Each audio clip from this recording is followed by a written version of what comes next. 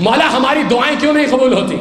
اس کی وجہ کیا ہے؟ میں معاشرے کو کیا بتاؤں کہ بعض اوقات دعائیں قبول ہو جاتی ہیں، بعض اوقات دعائیں قبول نہیں ہوتی. تو جن کی دعائیں قبول نہیں ہوتی تو کیوں نہیں قبول ہوتی؟ اب جملہ دیا، چھٹا وارث رسول ہے، رسول بھی صادق اور اس کا وارث بھی صادق. بلند آواز سے صلوات پڑھ دینا محمد و آل محمد. توجہ، بہت اہم ترین منزلوں سے لے کر آپ پر گزر رہا ہوں اور چاہتا ہوں کہ میرے ساتھ آپ ظاہری طور پر مربوط رہے جیسے کہ ہیں. کہا کہ جاؤ ان کو بتاؤ جو یہ کہتے ہیں کہ دعا قبول نہیں ہوتی، ان کی دعا اس لیے قبول نہیں ہوتی لِأَنَّهُمْ تَدْعُونَ مَا لَا تُعْرِفُونَ وَتَسْأَلُونَ مَا لَا تَفْقَهُونَ. جا کے ان کو بتاؤ دعا اس لیے قبول نہیں ہوتی لِأَنَّهُمْ تَدْعُونَ مَن لَا تُعْرِفُونَ، اس لیے خدا کے لیے جملہ ضائع نہ ہونے پائے. اتنا ذہین بندہ میرے سامنے بیٹھا ہے کہ آپ نے پہلا جملہ وصول کر کے خوش کر دیا ہے، اس لیے جملہ آپ کے حوالے کر رہا ہوں. مجھے یقین ہے کہ جملہ ضائع نہیں ہوگا، میرا جملہ نہیں، معصوم کا جملہ ہے. ان سے جا کے کہو کہ جن کی دعائیں قبول نہیں ہوتی کیوں؟ لِأَنَّهُمْ تَدْعُونَ مَن لَا تُعْرِفُونَ، وہ اس کو پکارتے ہیں جسے پہچانتے ہی نہیں. سلامت رہے آپ مخدوم صاحب.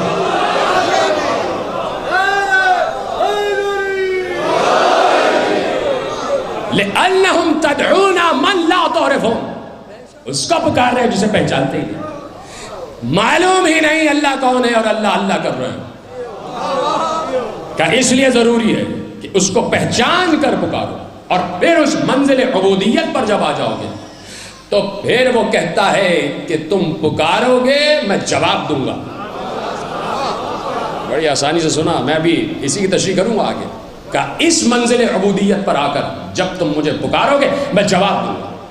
جواب دوں گا، جواب آتا ہے اس کی طرف سے. کیسے جواب آتا ہے؟ اس لیے کہ یہ کوئی حدیث نہیں ہے. اب جو میں دلیل دینے جا رہا ہوں وہ قرآن کی آیت ہے جو معصوم نے دلیل کے طور پر، استدلال کے طور پر پیش کیا ہے. اس نے پھر پوچھا کہ مولا آپ سے ایک سوال اور ہے. کہا کیا سوال ہے؟ کہا کہ ما تقول فی رجلین دخلا فی المسجد فی وقت واحد، آپ ان دو مردوں کے بارے میں کیا کہیں گے جو ایک ہی وقت میں ایک ہی مسجد میں ایک ساتھ داخل ہوئے؟ دخلا فی المسجد فی وقت واحد، وہ دو مرد ایک مسجد میں ایک ساتھ داخل ہوئے اور پھر ان دونوں میں سے احدہما اکثر صلاۃً و آخرہما دعاءً، وہ دونوں، توجہ، وہ دونوں جو ایک ہی وقت میں ایک مسجد میں ایک ساتھ داخل ہوئے، ان میں سے ایک کثرت سے نمازیں پڑھنے لگا اور ایک کثرت سے دعا مانگنے لگا. مولا ان دونوں میں افضل کون ہے؟ بات پہنچ رہی نا آپ تک؟ آپ کی سماعتوں پر بھروسہ کرتے ہوئے یہ موضوع مقرر کیا کہ یقیناً آپ تک یہ جملے پہنچیں گے. کہ وہ دونوں ایک ساتھ ایک مسجد میں داخل ہوئے، ان میں سے ایک جو داخل ہوا وہ کثرت سے نمازیں پڑھ رہا اور دوسرا جو ہے وہ کثرت سے دعا مانگ رہا. مولا ان دونوں میں افضل کون ہے؟ میرے مولا نے کہا دونوں افضل ہیں، دونوں افضلیت کی منزل پر ہیں، اس لیے کہ صلاۃ بھی اللہ کے لیے ہے، دعا بھی اللہ ہی کے لیے ہے. کہ نہیں مولا، وہ دونوں ہیں تو ایک عمل انجام دے رہے ہیں، دونوں عبادت کر رہے ہیں، لیکن ان عبادتوں میں کون سی عبادت افضل ہے؟ اب صادق آل محمد نے کہا، پہلے تو کہا دونوں افضل ہیں، لیکن جب عبادت کے تقابل کی بات آ گئی، اسی عبادت میں چونکہ عبودیت داخل ہے، تو اب مولا نے سمجھایا کہ عبادت کیا ہے اور عبودیت کیا ہے. یہی تو سمجھانا چاہ رہا تھا کہ اب بتایا کہ عبادت کیا ہے اور عبودیت کیا ہے. کہ دونوں برابر. پوچھنے والے نے پوچھا ان دونوں عبادتوں میں کون سی افضل عبادت ہے؟ اب مولا نے کہا الدعاء افضل، دعا نماز سے افضل ہے.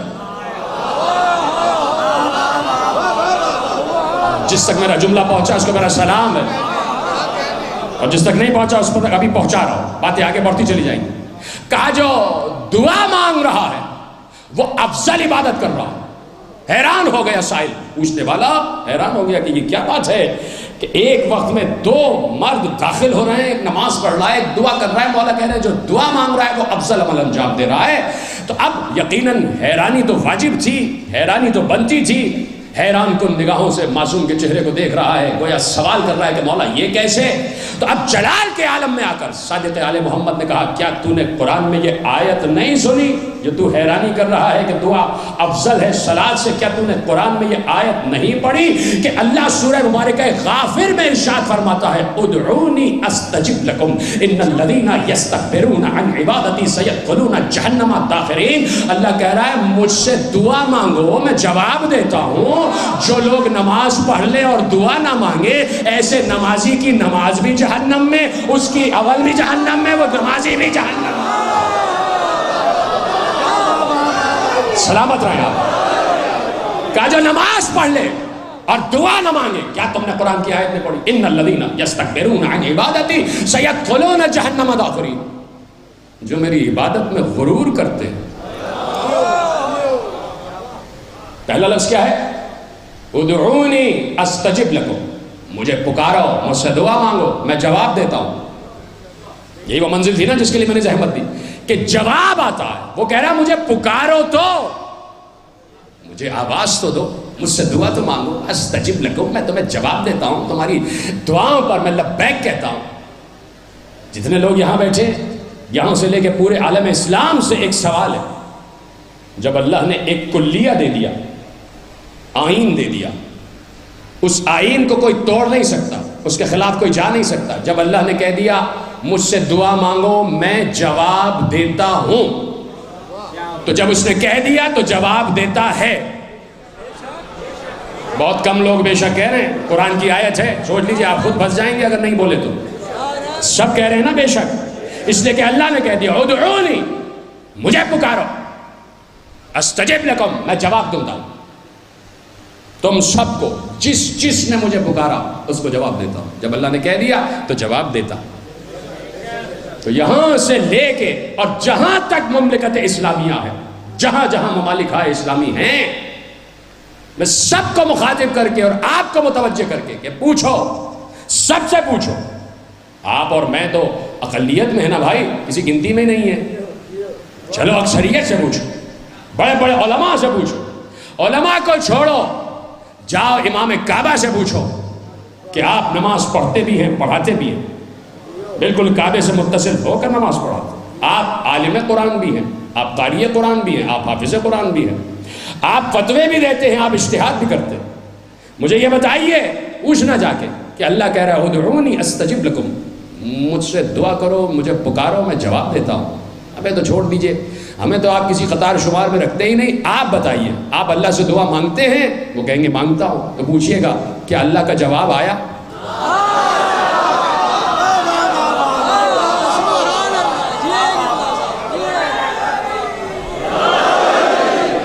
بھائی آیت ہے تو وہ کہیں گے جواب آیا، وہ کہیں گے جواب آیا۔ اب دوسرا سوال کیجئے گا، جب جواب آیا تو کیا آپ نے سنا؟ جواب آیا تو کیا آپ نے سنا؟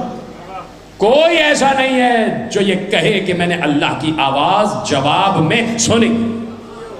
اس لیے کہ جو یہ کہہ دے کہ میں نے اللہ کی آواز جواب میں سنی، تو آپ پوچھئے گا کیا نبوت مصطفیٰ پہ ختم نہیں ہو گئی تھی؟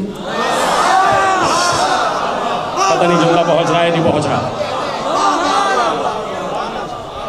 تو کیوں نہیں جواب سن رہا؟ کوئی انسان جواب کیوں نہیں سن پا رہا؟ اس لیے کہ جیسے آنکھوں پر 7 پردے ہیں، ویسے کانوں پر بھی پردے ہیں۔ ہر انسان الہی آوازیں نہیں سن پاتا، ہر انسان ملکوتی آوازیں نہیں سن پاتا، ہر انسان ملکوتی مناظر نہیں دیکھ پاتا۔ اس وقت بھی اس جگہ کو ملائکہ نے گھیرا ہوا ہے۔ کتنے لوگ ہیں جو ملائکہ کو دیکھ پا رہے ہیں؟ چلیے اس حدیث پر اگر کسی کو یقین نہیں ہے تو اس پر تو یقین ہے کہ یہ دائیں اور بائیں دو تو بیٹھے ہوئے ہیں، ہر وقت ساتھ رہتے، کہیں بھی جاؤ ساتھ ہیں۔ ایسا نہیں ہے کہ آپ کبھی کہیں کہ بھائی مجھے ذرا ایک کوئی پرائیویٹ کام ہے تو ذرا باہر کھڑے ہو جاؤ، نہیں، جہاں خلوت میں یہ دونوں ساتھ، جلوت میں یہ دونوں ساتھ، پہاڑ پر چڑھ رہے ہو دونوں ساتھ۔ بھائی ہر عمل لکھ رہے ہیں نا، تو جو انسان جو عمل انجام دے رہا ہے یہ دونوں ساتھ ہیں۔ تو جب دونوں ساتھ ہیں تو کیا دکھائی دے رہے ہیں؟ نہیں دکھائی دے رہے. کیوں؟ اس لیے کہ آنکھوں پہ پردے پڑے ہوئے, کان پہ پردے پڑے ہوئے, اللہ کی آواز سنائی نہیں دے رہے. اس لیے کہ عام انسان کا کان ہے نا بھائی, عام انسان کا کان ہے تو اللہ کی آواز نہیں پہنچ رہی. اور اگر اللہ ہی کا کان ہو,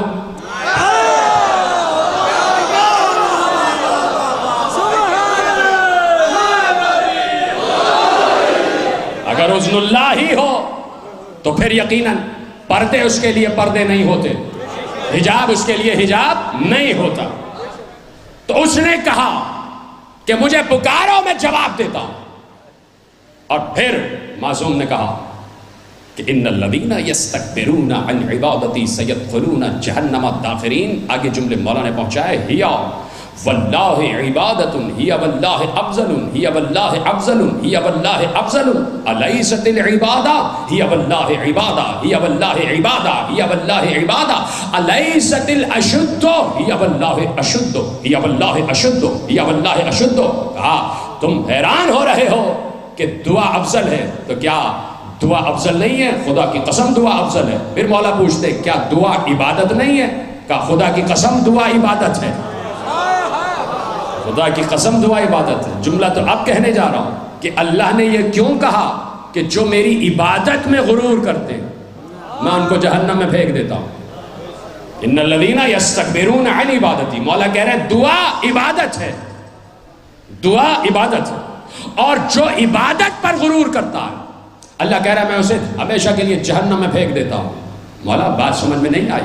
کہ بات کیوں نہیں سمجھ میں آئی؟ سنو, جب کوئی بندہ نماز پڑھ لیتا ہے, جب کوئی بندہ صلاۃ ادا کر لیتا ہے, 4 رکعت نماز پڑھ لی, بڑے خضوع و خشوع کے ساتھ پڑھ لی, اور نماز پڑھنے کے بعد مصلی لپیٹ کے ایک طرف رکھا اور چل دیا, اور دعا نہیں مانگی نماز پڑھنے کے بعد, تو اللہ اپنے ملائکہ کو مخاطب کر کے کہتا ہے کتنا مغرور بندہ ہے, میری نماز تو پڑھ لی لیکن مجھ سے طلب کرنے کے لیے مجھے اس قابل ہی نہیں جانتا کہ مجھ سے دعا مانگے. اس کی نماز کو بھی جہنم میں پھینکو, اس کی دعا کو بھی جہنم میں پھینکو. یہ ہے غرور, یہ ہے تکبر کہ بندہ نماز تو پڑھ لے لیکن دعا نہ مانگے.